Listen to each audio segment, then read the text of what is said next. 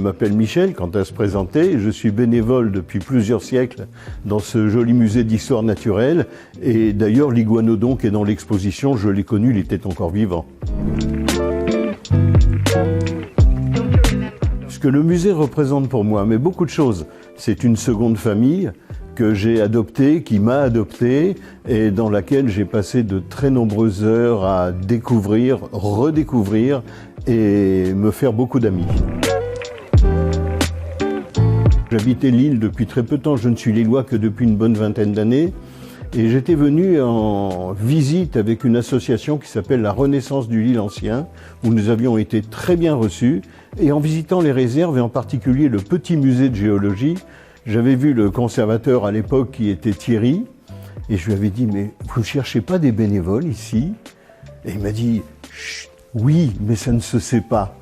Eh bien lorsque j'ai pris ma retraite quelques années plus tard, le lendemain de ma prise de retraite, c'est-à-dire en janvier 2007, j'ai écrit au musée, j'ai postulé, ils m'ont très vite répondu, j'ai été reçu très gentiment par Aude Dobrakowski.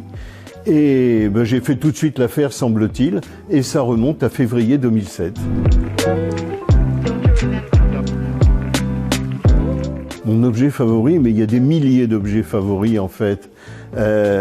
C'est une caverne d'Ali Baba où les choses sont plus belles les unes que les autres, il y a des raretés, il y a des choses plus courantes, mais en fait il y a un tel souci des responsables de collection de les mettre en évidence et de bien les protéger que ce sont tous mes objets favoris.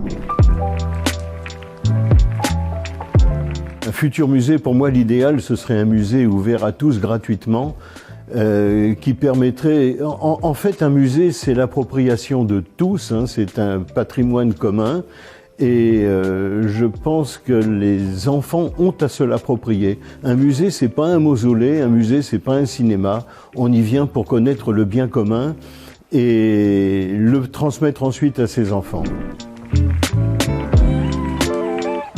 J'ai beaucoup d'affection pour l'orang-outan, mais je suis définitivement loup. Et pourquoi ?